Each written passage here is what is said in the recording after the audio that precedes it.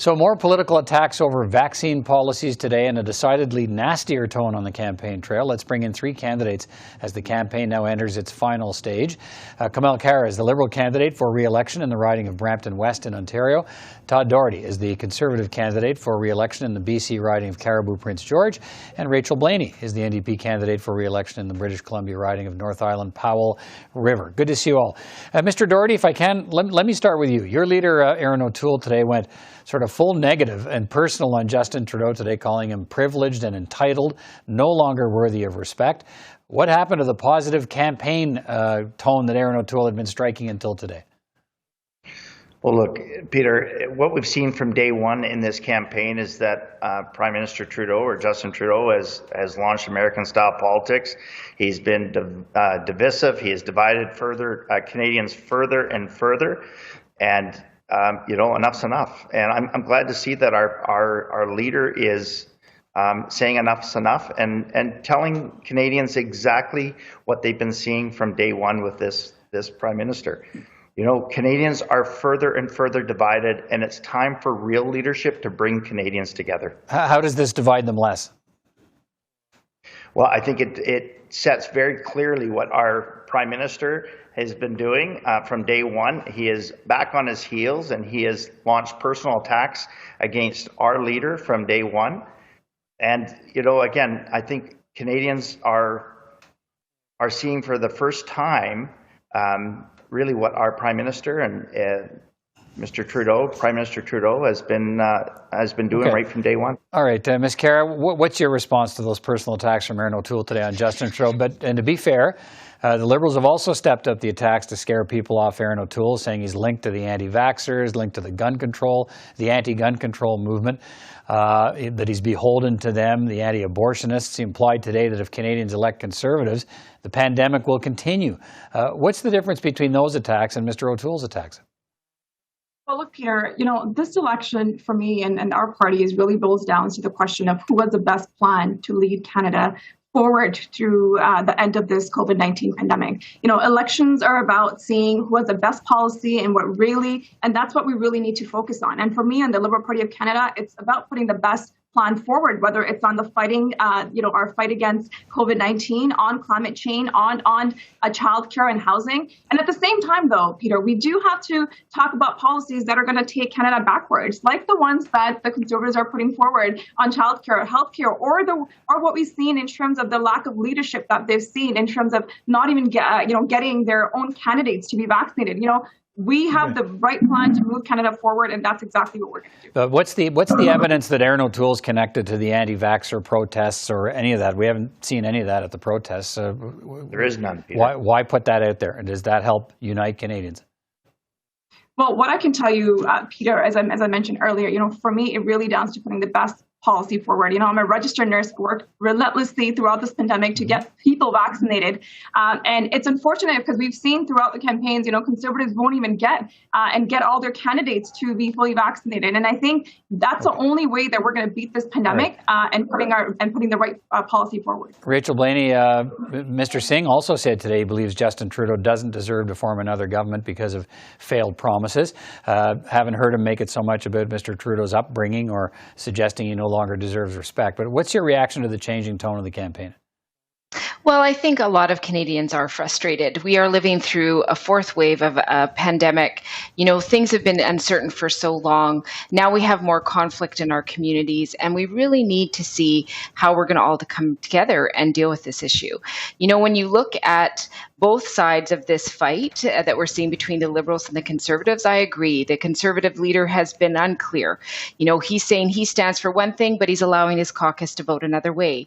And for the Liberals, we're seeing more divisive language and really sort of pulling that part of let's be afraid instead of let's be hopeful and let's look at what our future can look like. But I think it's also important to talk about the healthcare workers who are facing a lot of these challenges when it comes to people protesting protesting and having concerns about the vaccine.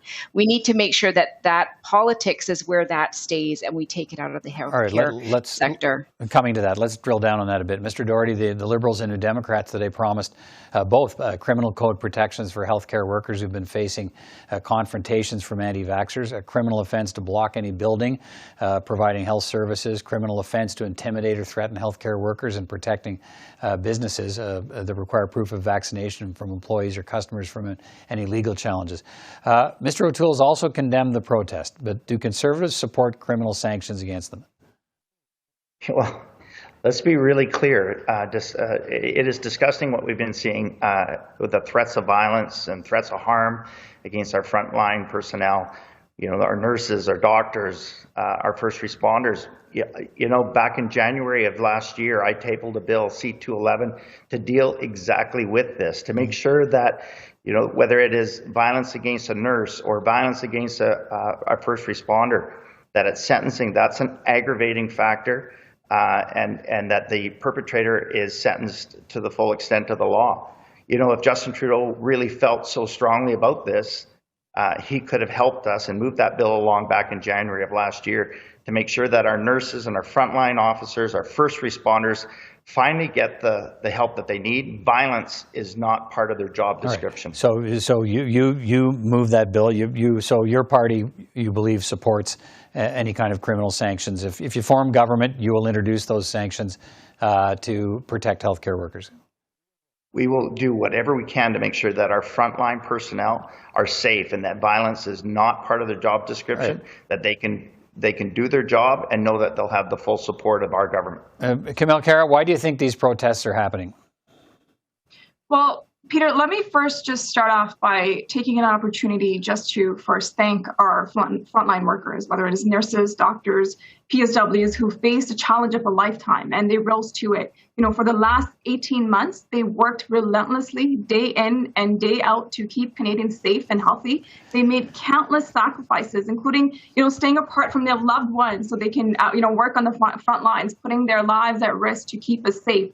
They deserve our gratitude, our praise, not these protests. And intimidating demonstrations that we're seeing at hospitals and other healthcare service buildings are deeply concerning and completely unacceptable. That's why we're going to take concrete action to ensure Canadians can get health services that they need and healthcare workers can do their job free of obstruction, intimidation, and threats. And that's why we're going to make it a criminal offense to obstruct access to any of these buildings and protect our healthcare workers by making it a criminal offense to intimidate or threaten any healthcare professionals. All right. They've had our back throughout this pandemic. We're going to have theirs. Rachel Blaney, the Democrats want, as I touched on, you want a similar criminal code protections for healthcare workers, and so. I guess the NDP's not been in government, but there was the opportunity for Liberals, I guess, to introduce this bill when they were in government, because the pandemic's been with us for a while. Now, I suppose we haven't seen this level of protest till lately, but why do you believe these measures are needed, and should they have come sooner? Well, I think we all know that our communities are struggling. It's hard to keep having the open up, the shut down. And I understand that people are frustrated. But what we're seeing right now is an attack on people that are working those front lines, that have stood the line while we're all living our lives. And so I think we absolutely have to have consequences. These are political decisions. They do not belong in a healthcare field, and I think about how many people in that whole sector have been spat on as they're walking to and from work. We look at how many healthcare professionals are walking off the job because they're absolutely exhausted after months and months and months of overtime work, trying to save lives. And now, they're walking into their places of work being tormented. And I think we have to really draw the line here and say, look, these are political decisions. If you're going to protest, protest in the appropriate spot, not when you're putting lives at risk. All right. In a little bit of time we have left here, Mr. Doherty, what, in the final days remaining, what do you want viewers to consider as the ballot box question? What do you think should motivate their vote when it comes time, if they haven't already done it in the advance polls, to put a check mark on a ballot? Well, I think that Canadians have seen from day one that Conservatives have a plan. We have a plan to secure the future, create jobs, secure our mental health and well-being of Canadians. Make sure that regardless of who you are and where you are within our country, that your government will look after you, that you will listen to you, and that we have a plan for your future, a plan to secure your future. Okay. Now's not the time for divisive policies. Now's the time to bring Canadians together. All right, Kamal Khera, Have that plan. what do you believe the overarching ballot box question should be for Canadians? Certainly, Peter, I think it boils down to who has the best plan forward to lead and Canada forward, whether it is through the end of this pandemic, who has the best plan forward on climate change, who has the best plan for affordability and childcare.